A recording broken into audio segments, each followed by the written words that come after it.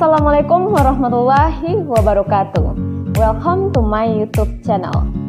Bagaimana kabar teman-teman semua? Semoga dalam keadaan sehat walafiat. Pada kesempatan kali ini, kita akan membahas tentang komunikasi interpersonal, khususnya atraksi komunikasi.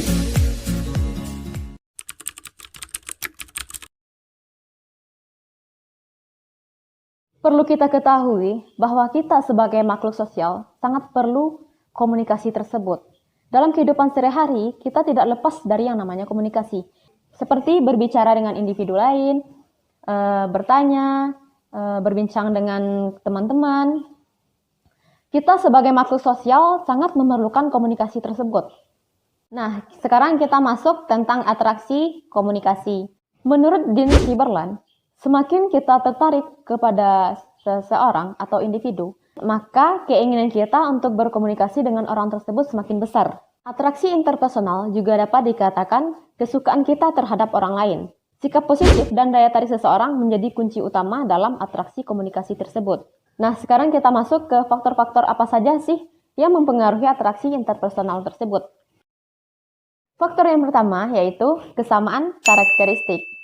Nah, pada kesamaan karakteristik ini, seseorang yang memiliki nilai-nilai, adat, kebiasaan, agama, keyakinan, dan ideologis, seseorang tersebut cenderung menyukai satu sama lain karena dia sudah merasa klop dan banyak kesamaan dengan orang tersebut. Nah, sekarang kita masuk ke faktor yang kedua, yaitu tekanan emosional atau stres. Pada faktor yang kedua ini, biasanya terjadi pada orang-orang yang sedang dirundung masalah. Seperti dikejar hantu, ditagih debt collector, ditinggal mantan nikah. Nah, itu cuma perumpamaan, contoh gitu kan. Pada situasi itu, maka individu tersebut sangat menginginkan perhatian lebih dari seseorang.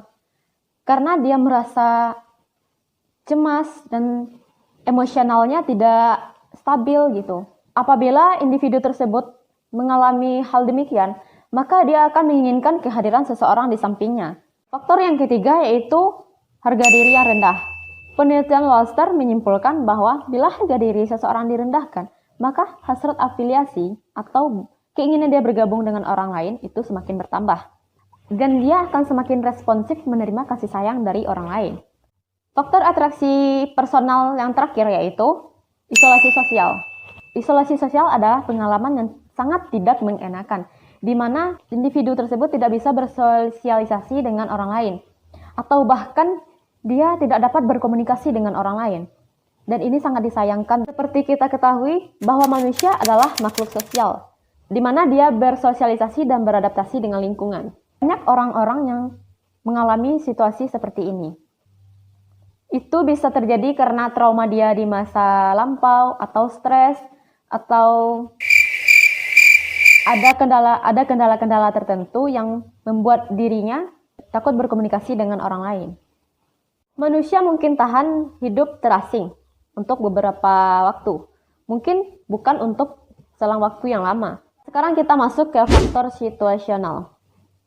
Yang pertama yaitu daya tarik fisik. Daya tarik fisik menjadi penyebab utama terjadinya atraksi interpersonal. Kita cenderung menyukai orang yang lebih tampan, cantik, dan lebih menarik. Orang yang cantik dan tampan lebih efektif mempengaruhi pendapat orang lain. Biasanya diperlakukan lebih sopan. Dan tentunya ini sangat tidak adil untuk kehidupan kita, kan? Karena pada hakikatnya Allah Subhanahu wa Ta'ala memandang manusia itu sama. Dan tidak ada yang cantik maupun jelek, semuanya sama di mata Allah. Faktor situasional yang kedua yaitu ganjaran. Orang akan menyenangi kita apabila kita memberikan ganjaran kepadanya. Seperti pujian, atau dorongan, bantuan. Dan kita akan menyenangi orang-orang yang memuji kita. Itu hakikat manusia. Nah, yang ketiga yaitu familiarity atau keakraban.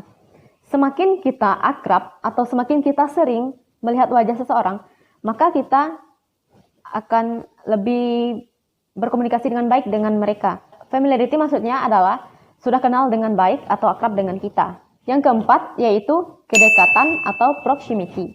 Pada faktor ini, hubungan kita tergantung seberapa dekat kita dengan orang tersebut. Orang yang berdekatan hal tempat tinggal akan saling menyukai dan menyenangi satu sama lain. Nah, faktor yang kelima yaitu kemampuan atau kompetensi. Kita cenderung menyukai orang yang lebih berkompeten atau yang lebih berbakat dengan kita atau yang lebih hebat dengan kita. Banyak kita jumpai dalam sekolah atau perkuliahan, apabila seorang teman lebih pintar dari kita, maka kita akan cenderung meminta bantuan terhadap dia. Nah, dapat kita simpulkan di sini bahwa semakin cermat persepsi kita tentang orang lain dan tentang diri kita sendiri, maka semakin efektif pula komunikasi yang berlangsung antara komunikan dan komunikator tersebut. Atraksi interpersonal tersebut akan muncul apabila mendatangkan keuntungan bagi individu. Baiklah, hanya itu yang dapat saya sampaikan pada kesempatan kali ini. Dan jangan lupa like,